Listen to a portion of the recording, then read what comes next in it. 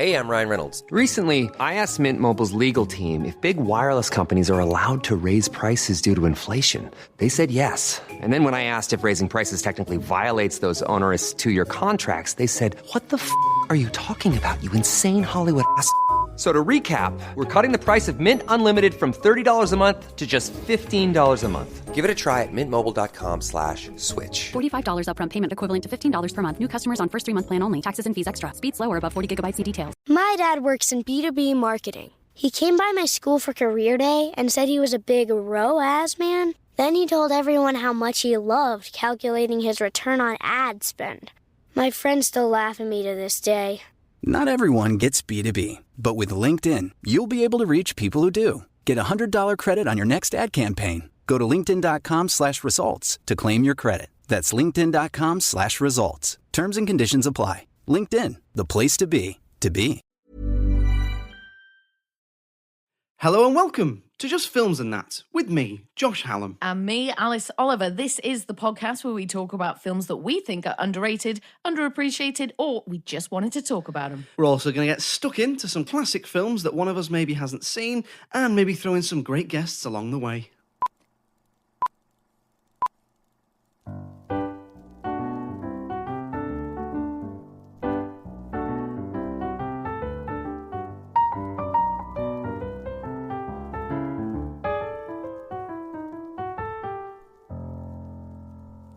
Alice, do you like desserts? Oh, mate, I do love a dessert. If you could only eat one dessert for the rest of your life, what would it be? Goodness. It can't be like a loads of little ones. Or Oh, what? Not like a platter of 12 tasters? Yeah. Damn. One Well, dessert. Been rumbled. One dessert. I think it would have to be Black Forest Gatto. Retro. So you've got, retro. You've got the creaminess, you've got the sponge, you've got the chocolate, you've got the fruit, you've got the chocolate flakes on top. You could eat a whole one in one sitting. I think Black Forest Gatto, but I love desserts, and I would probably eat any dessert, really. Black Forest Gatto, the one's like chocolatey cherry liqueur. That's so It's got liqueur. I don't know. Is it Maybe got cherry in it in some way. maybe as an adult you might have a splash I've definitely of liqueur. had it, and I know it. But when you try and recall it, it's like obviously it's a gatto with cherries and usually chocolate and cream, right? So it's like layers of this sort of moist chocolatey sponge with this chocolatey, icingy, creamy ganache thing in between, and then it's covered in that, and then there's flakes of dark chocolate all over it, and then the cherries as well, and it's creamy and spongy and moist, but still a cake, but oh yeah. Sexy. And a bit of fruit in there. Yay, fibre, healthy. Exactly. What about you? So I'm not a big dessert guy. Oh. I like a dessert. Mm-hmm. So controversially, I would always pick a cheese board. Right. Which a lot of people say you can't have. That's not a dessert. It's a different course, Josh. It's a different course. It's because it's the after dessert. It's kind of another thing, the isn't ending, it? It's the isn't fourth it? thing, then it's coffee, and then it's home. I think you're allowed to choose that. I was thrown off at first, I'll be honest. I was thinking more in the sort of cake sugary realm. Okay, but you would find a cheese board on the dessert menu at restaurants. And there's some grapes on it too. So there's grapes on it too. Sometimes you get a biscuit that says Hovis on it. Oh, they're my fave. I tell you what, if I can't have one. for the pernickety people at home, if I can't have cheese and biscuits, I will have sticky toffee pudding. Oh, yeah. No, Yeah, go on. Yeah, sticky absolutely. toffee. Mm-hmm. Which brings us nicely onto this week's film. Not really. So this week's film is one that you've picked. It is. And it is Deep Blue Sea from 1999. 99, was it? Yeah. So spoiler warning for that. Alice, as I said, you've picked this one. Give us a little background on the film. What's it about? Why did you pick it? So there's a bunch of sharks, and these group of sort of doctors and scientists are doing experiments on these sharks. They're trying to find a cure for Alzheimer's.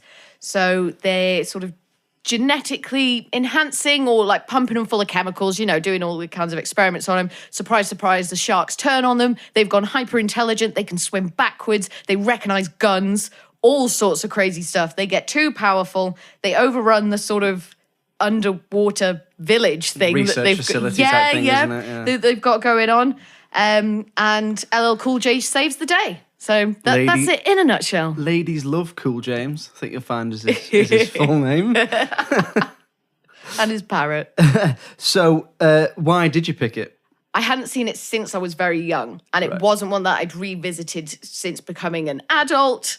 So I wanted to see, because when I'd seen it originally, I did really enjoy it. I knew that it was sort of naff and that maybe the special effects weren't up to much. I think I also realised, even at that early age, that the script wasn't mind-blowing or anything, but I did really enjoy it because it's got sort of Jaws meets Jurassic Park energy, which I enjoy. I love things to do kind of with the water, sharks, anything that's like whales, dolphins. I love seeing all that stuff. I was a big fan of Jaws. So it was nice to have like another shark film. And I just wanted to see how I would feel re-watching it. And I did thoroughly enjoy it. But there are some issues. Had you seen this one before? No. So I'd never seen this one before. It's a funny one, this one. I knew about it. I knew, so it's one of those films, the best way I can kind of describe it is, I knew about this film because when you used to get videos, kids, back in the day, and there was adverts for other films on it, like when you're at the cinema. Oh my goodness, yes. Deep the Blue adverts Sea. at the beginning of video. I'd totally forgotten about them. Oh, that was a different age. This was one of the films from around the time when it always seemed to be on different videos that I watched. So I knew the plot. I also remember it coming out and people kind of talking about it at school and stuff. So I knew like some of the famous scenes, like the famous Samuel L. Jackson scene, the scene where LL Cool J, Ladies Love Cool James, blows up a shark in an oven. So I knew about that. And I must say, I did not go into this one with high hopes, but it was better than I thought it was going to be. Oh, okay, good. Yeah, I mean, I thought the concept was really good. Like the idea that they're trying to find a cure for Alzheimer's. It's like at least there's kind of some. In no way am I saying it's scientifically accurate, but at least there's some sort of it might be a thing. Kind of there's an element behind it of at least they're doing it for something. It's not just like we're experimenting on sharks. Why? Don't know. Do I just because they need to escape and kill everybody? Do you know what I mean? So the mission is clear. Like you know why they're there, and you know believe it in as much as you believe a film narrative. But we know that people experiment on animals, so it makes sense. We know that these sort of underwater facilities do exist, so it's kind of all there. It's just how do they go about it? I also have the same. I almost exactly what you said. Then I had it's Jaws meets Jurassic Park mixed with a little bit of like Speed, the film, not the struck, not the other thing. But no, so so it's a bit in the sense that it's one of these kind of 90s. It's all about the concept, and everything else don't really matter because it's concept and it's set pieces. Speaking of Speed, this is your first non-Keanu. I know, you're proud. Since you joined the podcast. It was hard, I'll tell you, because I nearly accidentally picked another Keanu. I just forget how much he's in, I think, and how much he's in that I've seen, and that obviously I think is underrated. But so no, it's a proper B-movie vibe type thing, isn't it? Like it's all about the concept and everything else is kind of. And that is where it falls down, which we'll come on to. But the concept is solid, and I like that. I think the cast are good, but I'm not sure about the way the film uses some of the cast. But I do think LL Cool J, Ladies Love Cool James, is likeable, and he's a bit of a standout because at the time he wasn't really. I mean, I don't really know that much about his career, but I don't think he was particularly known as being an actor. I think he was more known for being a rapper at the time. I think he has acted, but I think most people would know him as a rapper, right? More than an actor? I would have said so. I hadn't seen him perform in anything before this. What I found interesting about his character on the rewatch was that I think he's got a little bit of ocean madness. I feel like there was something about him. And when I originally saw it when I was younger, he was, in my mind, he was the comic relief. He was the fun guy who's got the pet parrot and he does the video because the video of him recording himself talking about how to make the perfect omelette. As his last kind of video. Yeah, for some reason, that part of the film just stayed in my mind so clearly. So I just kind of had this sort of leftover feeling that's like, oh yeah, he's the fun guy, he's the comic relief. But it was actually, there was a few moments where he was like, oh, he's gone a bit weird, actually. Is there something kind of not right about him? And then obviously the film, when the credits are rolling at the end, because he was in charge of the music, sort of a lot of the music production. In a Will Smith move. Yeah. But in the song at the end, it's all, from what I could hear, it's all about a half man, half shark who's sort of trying to get through his existence. So then I was like, oh, is he maybe like half man, half shark? Or he's just been down there so long that he's started thinking maybe he's a shark? I didn't even notice. Listen, that's what the song was about. I might have been. The song came on, and I thought I could tell that was kind of him. But I just thought, well, it's just a song he's done for the film.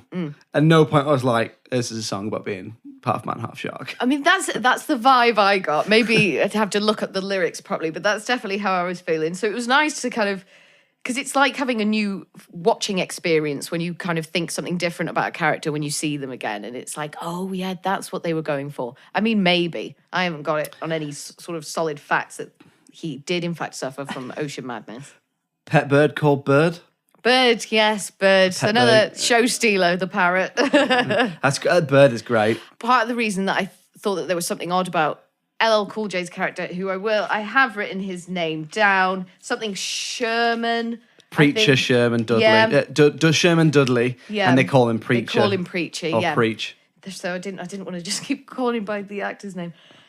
So there is a moment where he's got some cream on his finger and the parrot starts eating the cream off his finger. Yeah. And he says a few kind of like almost suggestive sort of, you like that sort of little bit. I was like, whoa, you've been down there too long. I mean, so I think that's why I kind of started my brain sort of going down that avenue. If we're going to go down that avenue, he's a man working as a chef in a deeply submerged research facility who keeps a bird a couple of 100 meters below water.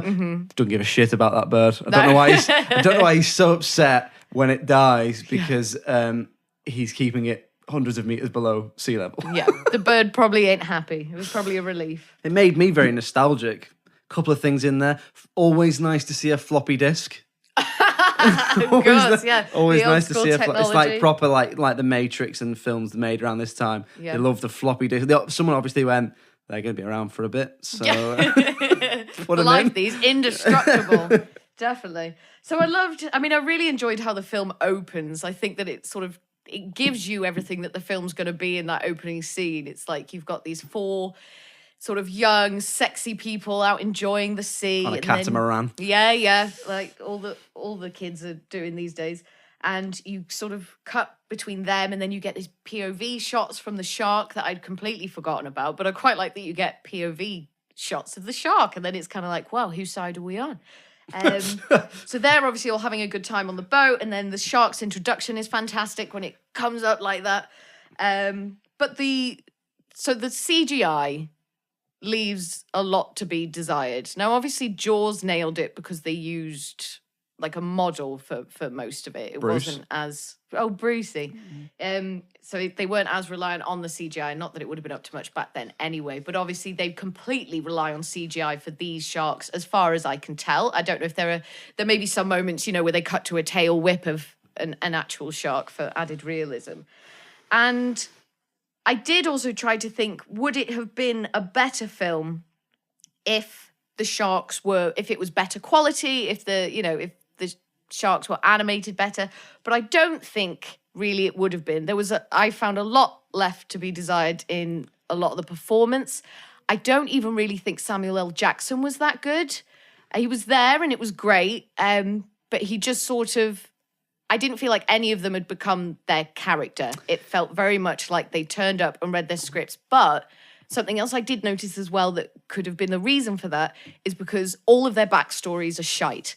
It's all exposition. Nearly every other sentence in that film is exposition. It's just, we need to go and do this thing and we need to fill up this door. And then when they're talking about sort of flooding the area so that they can get out, it's all just very, I'm going to do this, you need to do that, and then we'll go over there. And it's so bit by like the numbers. that. Bit by the numbers. Yeah, I know what you mean. I mean, the CGI is not great, but I kind of forgave it in the sense that I kind of went, well, it's 1999. I mean, if you look at everything apart from Terminator 2, which is miraculously looks amazing, has not aged that well from then. Even if you look at like the first Spider-Man with Tobey Maguire. There's elements of that don't look great. So I know what you mean with the CGI. The cast issue, I agree with you there. I think that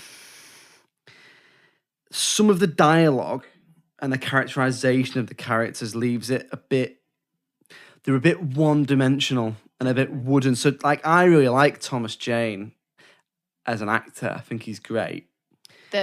Our main hero, Carter. So he's our main protagonist, Yeah. who's called Carter Blake, which is just like a randomized, we need an action hero's name generator type name. Carter Blake. He's a bit one-dimensional, and they hint at this backstory, but never deliver. Yeah. So there's that. He's a bit wooden. The script leaves them a little bit wooden at points. So there's a bit where he's very kind of moody all the way through it and surly and brooding and doesn't really have much to do with his face. He just kind of scowls a lot. There's a bit where he smiles and it looks proper weird. Yeah, like, oh. It does. It's like a baby with pierced ears. You're like, oh, that's a bit strange. They sort of force a romantic a sort of romantic element between him and the female protagonist whose name, so I did Susan? notice it is Susan. So I noticed in this film we were about 19 minutes in until you were really introduced to anybody. No one's names were really talked about. No. I remember thinking, I just had to check. I was like, I don't know what anybody's called in this film. And I checked the time. I was like, it's 19 minutes. I feel like that's too long. I mean, I'm sure they mention it sort of here and there, but you're never given any kind of solid, this is this character and this is what they do. It's all so surface level. And when they introduce Susan, so she's kind of the lead at the beginning. Like, you think it's going to be her story, but then, like you say, it becomes a bit more about Carter. And then it's like, well, I mean, I was often left thinking, who is this film about? Who are we here to support? Who are we rooting for?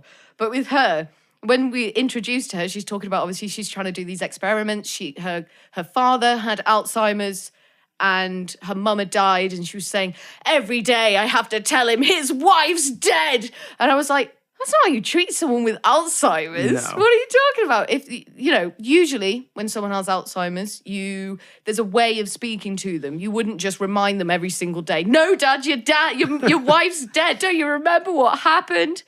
So I from that, I was just a bit like, oh, I'm not really feeling you. It's a bit, she's a bit one-dimensional, isn't she? Which is a shame, I think, because they could have done something really interesting with that character. And I think that because of the script, she's played by Saffron Burrows, who I haven't seen in a lot. I think seen her in Troy, and I think she's done a bit of telly. Do you know if she's American or from the UK? I believe she's English. Right, because I thought... Oh, I'm British. I think she is. Right, so I assumed she was American and she was doing a shocking British accent. But it's weird how that can happen. Like how you think, but because she's doing almost like a parody. She's doing like what an American thinks a British woman might sound like.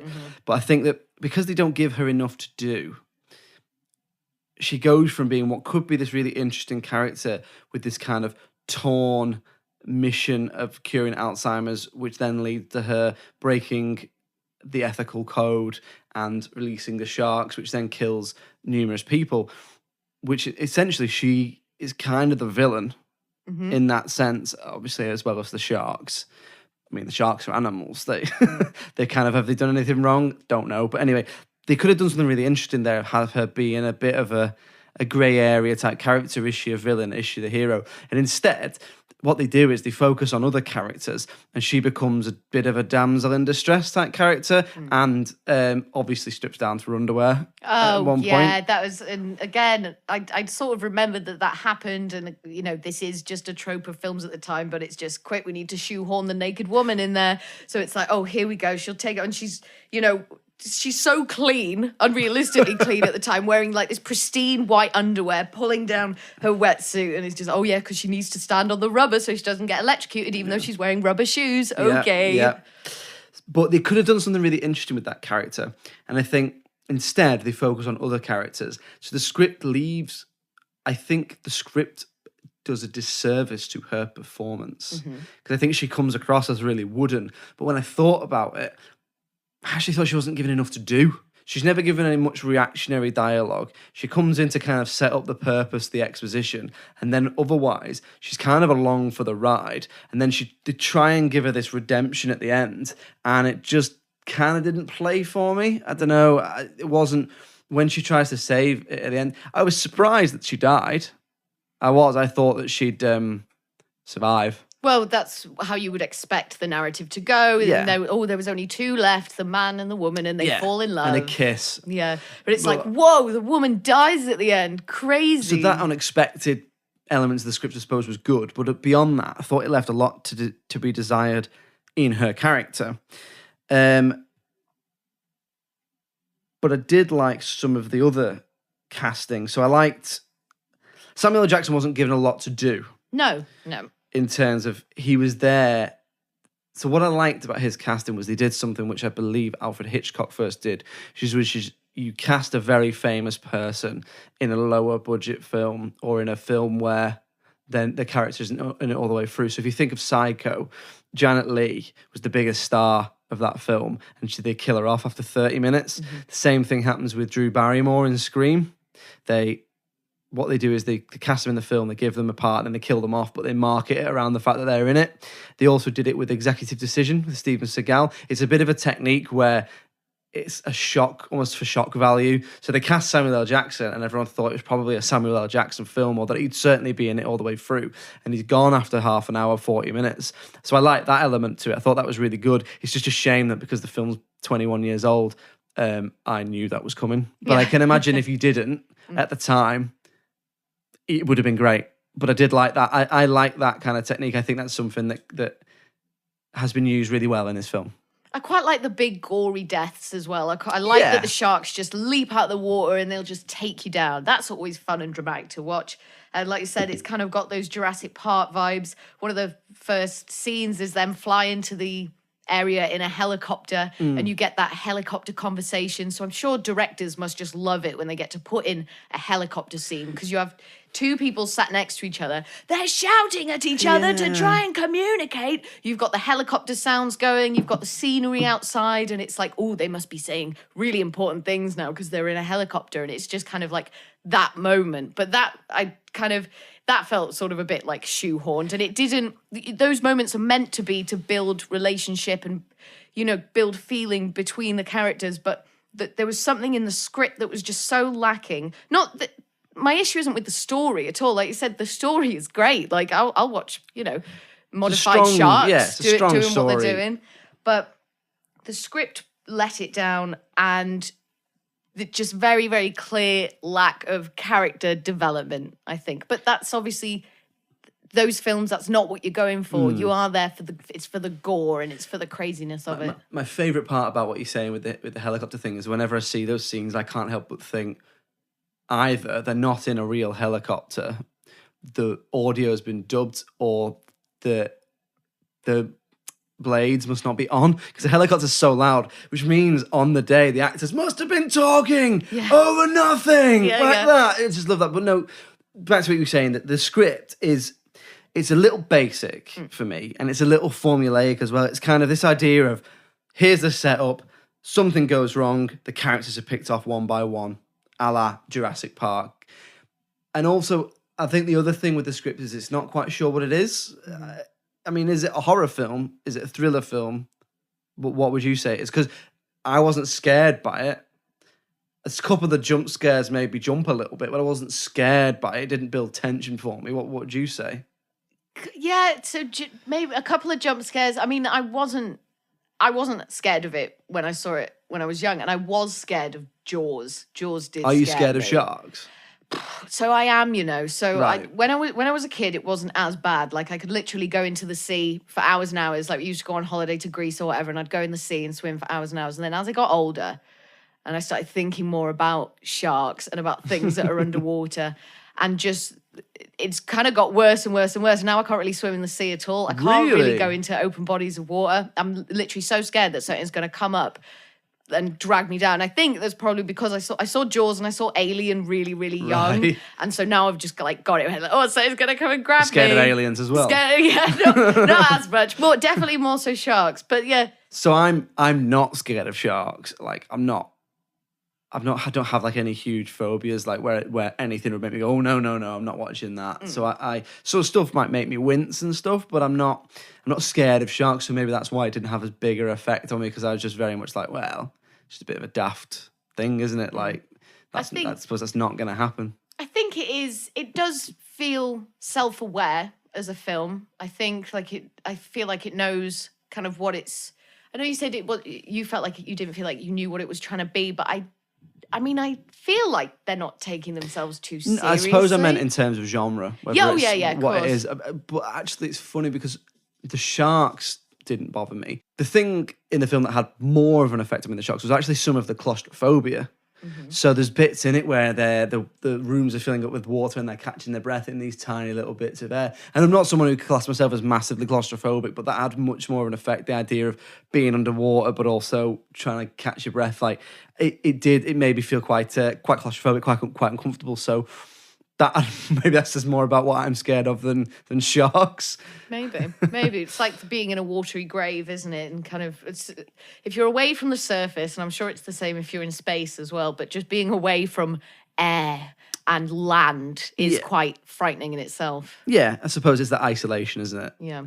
But so I did think the script was a little formulaic in terms of someone gets picked off, but I quite like some of the kind of creative deaths. So, yes. Were quite good. I really enjoyed Jan's death. So the blonde scientist. Yes. So she was an interesting character anyway, because to begin with, when you're introduced to her, she talks like this, and like everything is being read off a screen, or she's actually an android.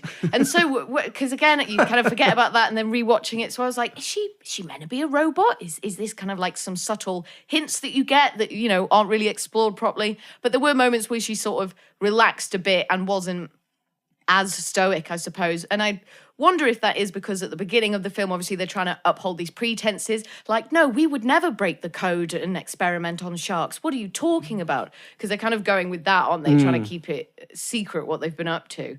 So she kind of relaxes a bit as it goes on. But yeah, her death is great. So they're trying to climb out of whatever it is they're in, this like some shaft. Sort of big shaft. Yeah. And so either she falls in or she gets pulled in, but she's underwater anyway. And then you see her coming back out of the water, hand first. It's like, oh, she's about to get saved. But obviously the shark has her in his mouth. Yeah. So you've got her legs splayed over the shark's jaws, blood coming out, and she's like, being like raised up to the other guys. And that was quite cool. Yeah, I thought quite that was good. cool. Yeah. So they fall on a ladder, don't they? Yeah. And it goes over the tank and she falls in the shark. I was reading actually when I was like doing my notes. So originally that character, she's in a relationship with the other scientist. Which I don't think was clear at all. Which isn't clear. It kind of just makes like they're friends. But in the original script, they're either married or in a long-term relationship. And in that bit, she's pregnant.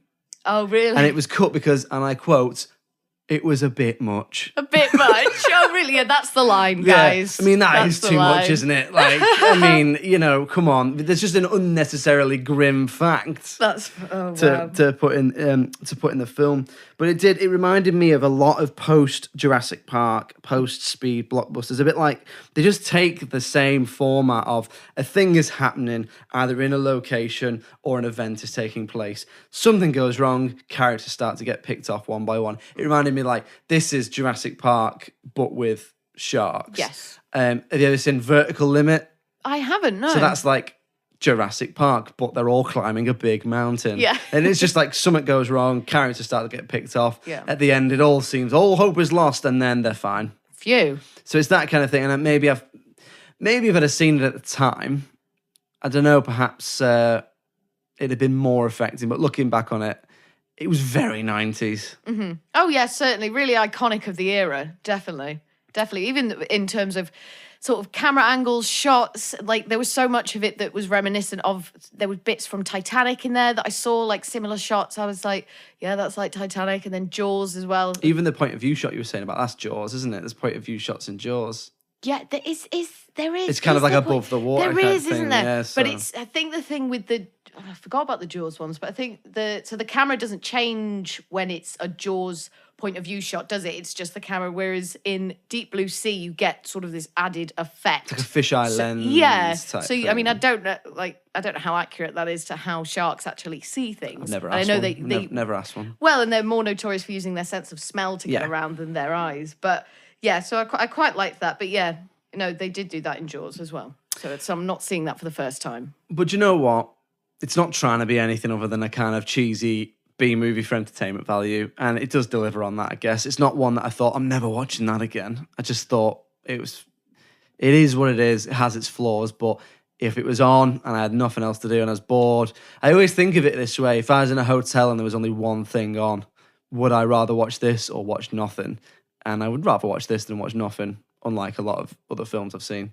I definitely did enjoy it on the revisit. It didn't feel like a slog. It didn't feel like, oh God, why did I pick this? It was just definitely interesting. And then when you think about, how far technology has come, or the fact that this whole thing of a B movie is so iconic in itself.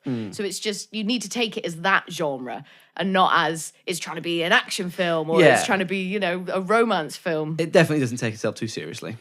Oh, I thought, so our boy Carter, who is the protagonist, and then his friend Tom, who's also Scoggins, was that his name?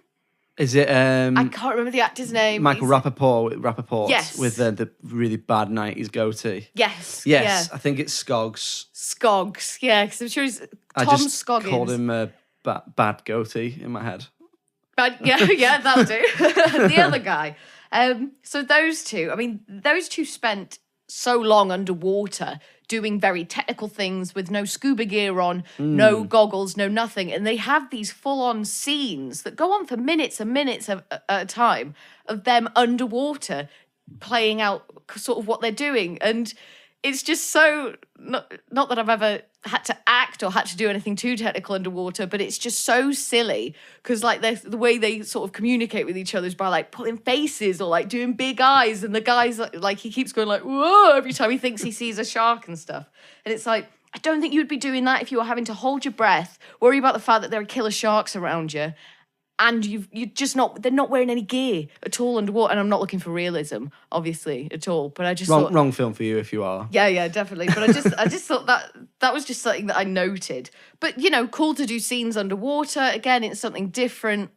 I noticed that they were just underwater for ages. I know what you mean, and then I also think that that particular character's death was a little underwhelming. They went for like a jump scare, but if he's supposed to be his best friend, he kind of like wasn't asked.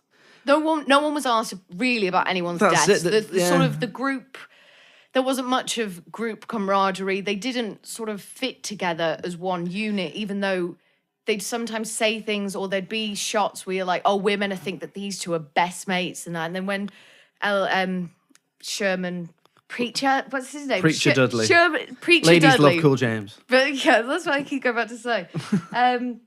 So when he kills the shark, finally, like he says, "This is for Scogs," and it's like, did you know each other? Like, did you even have any lines of dialogue with each other? It's back to that one-dimensional thing with the script, isn't it? Because even with the chef, with Sherman, they completely forget. It's like they forget he's there. No one goes, should we go and check if the one other person seemingly on the research vessel who's on the lower levels is okay?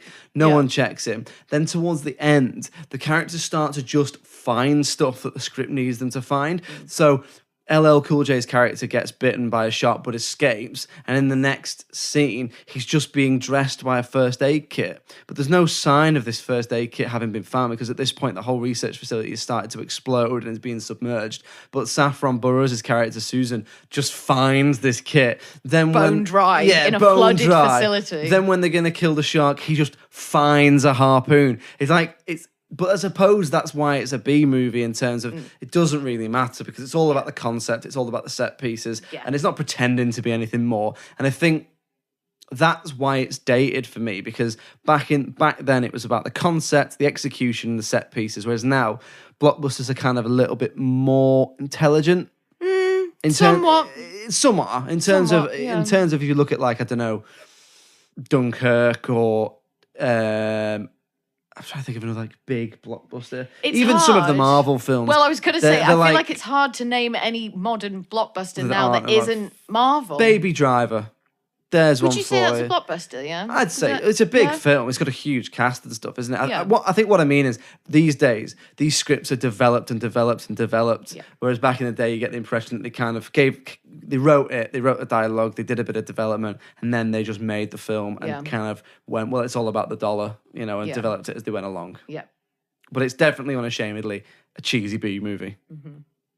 So I think the other problem as well with why you don't connect with the characters is Susan or Susie. See, Carter swaps from calling her Susan to Susie, and it's like, so how familiar are you with each other? It's like, are you meant to be like boyfriend and girlfriend? It's so hard to say. But she's the only one who cares about the mission. No one else cares about the mission. Everyone else just cares about getting off, which is something that I do like about her character. Susie wants to do this thing, and everyone else just seems not asked. Like, first sign of trouble. Surely you're dealing with hyper-intelligent sharks. The really dumb thing as well is when they bring it up. So it comes up on that platform, doesn't it? When they capture it for the first time, they want to either inject something into its brain or take something out of its brain, which you got a long needle or whatever. So when the shark's coming up, first of all, so you've got Carter who's sat next to the shark with like arms on the shark. Again, no scuba gear or anything, but he's coming up from underwater somehow, just perfectly fine next to the shark. You get this moment where it's like, oh, is this going to be about a man and his beast and the bond between human and wild animal? But that doesn't really happen and that doesn't go anywhere. So they bring it up onto this platform. They do the thing. They've got the needle. They're done with the shark. They don't need the shark to be there anymore. And they just leave it there. I don't know why they just leave it. It's like, why aren't you lowering this and releasing it back into the sea now? And then obviously but this is the thing, isn't it? People do stupid things and the audience are like, what are you doing? Yeah. And so it's a bit of that as well, I think. It's like, oh, the shark's behind you. The other thing as well is before Susan's demise is, and I remember thinking this when I was a kid as well, but why not just let some blood drop off your hand into the water? I don't think she needed that. Maybe that's the reason why it's unsatisfying at the end as well, because she didn't need to sacrifice herself in that way. Pop your hand in the water. That's what I was thinking. Swill it around. Yeah. So yeah. It is a little unsatisfying because the thing is, because she's so underdeveloped, if she was the bad guy and she got this death, there might be a satisfaction to it. Or if she was more developed as a love interest, it might be more tragic. But instead, it's just kind of, meh. Just meh. Do you know what I mean? And then at the end, weirdly, LL Cool J and Thomas Jane's characters are both kind of fine. Yeah, they're like all right. Cracking-wise. Yeah, not dehydrated at all. He's not suffering from blood loss, apparently. I'm quitting this job. I'm just going to quit this job. Well, yeah, because I wrote that down. Sort of the end line of the film is, let me tell you, man, I quit this job. Take me back to the ghetto. And then Carter goes, amen. And that's it. That's how the film ends. So we'll come on to the critical reception then and try and decide whether or not we think it's underrated or not. You haven't seen the critical reception. So what do you think it gets? Unfortunately, I do think it will be quite low. So I enjoyed it more than I thought I would, certainly. And I think it does have some redeemable factors. Sharks are cool, so there's always that. Sharks are cool. I would like to think, I think it could almost be deserving of a kind of mid-6, but I don't think it probably did get that. And I imagine it maybe got more of a low 5, but maybe I'm being too harsh. So on IMDb, it gets a 5.9. Oh, high out of five. 10. Wait. On Rotten Tomatoes, the critics give it a 60%, and the audience score, and I was surprised by this, gives it 38%. Okay. Oh, that's So, low. what do you think in terms of underrated or not? So that 38% feels rough. Yeah, I'm going to have to disagree with them there. I don't think it's not an Oscar-winning masterpiece, but it's not 38% bad. Having said that, I don't think it's 6 out of 10 good. Okay. So I think it's kind of in the middle there. So I'm going to say, if we're going off, take the critics to one side, and let's talk about the audience. It's underrated. It's not 38% bad. It's kind of mid-range. It's okay. It is what it is. It's not there for the critics to kind of gush over it. So I'm going to say it is underrated because it isn't 38% bad, but also to back that up, I went into this assuming it would be quite bad. And that's based on things I must have heard since its release over the years it's been out, things I'd seen, the trailer, that sort of thing. How about you? I think it is underrated. I really enjoyed it. I would watch it again, and I would recommend it to someone as well. I think it perfectly encapsulates that sort of the B movie, the horror, the blood and the guts, and the sort of dramatic and sometimes nonsensical dialogue. I think there's a lot in there to enjoy. Well, there we are then. Another one for the underrated pile. I was surprised, actually, that this has ended up as underrated, but there it is. It is underrated. Let us know what you think. The email is filmsandthatpod@gmail.com. Give us a tweet at films_that. And we're at filmsandthatpod on Facebook and Instagram. Next week, it is my turn to pick. So we're going to be doing Hercules, the Disney one, the 1997 Disney one. The Disney one, as opposed to the one with The Rock from a couple of years ago. I'd forgotten about that. Or there's probably a number of Hercules. Probably. The 1997 Disney Hercules. Brilliant. Look forward to it. See you all next week. It's goodbye from me. And goodbye from me. Cheerio.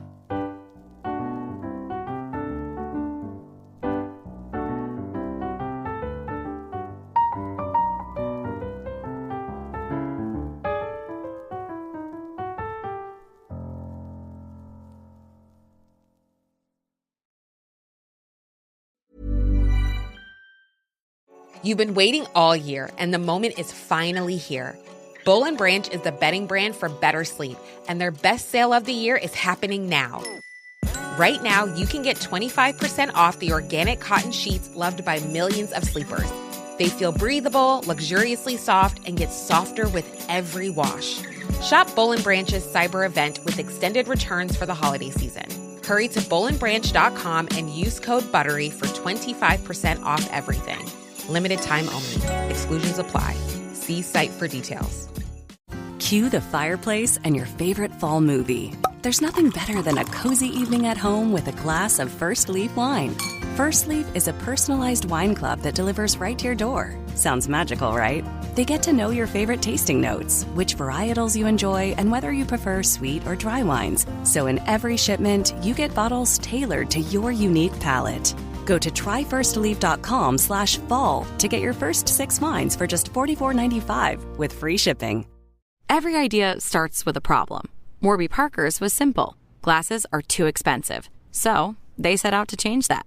By designing glasses in-house and selling directly to customers, they're able to offer prescription eyewear that's expertly crafted and unexpectedly affordable. Warby Parker glasses are made from premium materials like impact-resistant polycarbonate and custom acetate. And they start at just $95, including prescription lenses. Get glasses made from the good stuff. Stop by a Warby Parker store near you.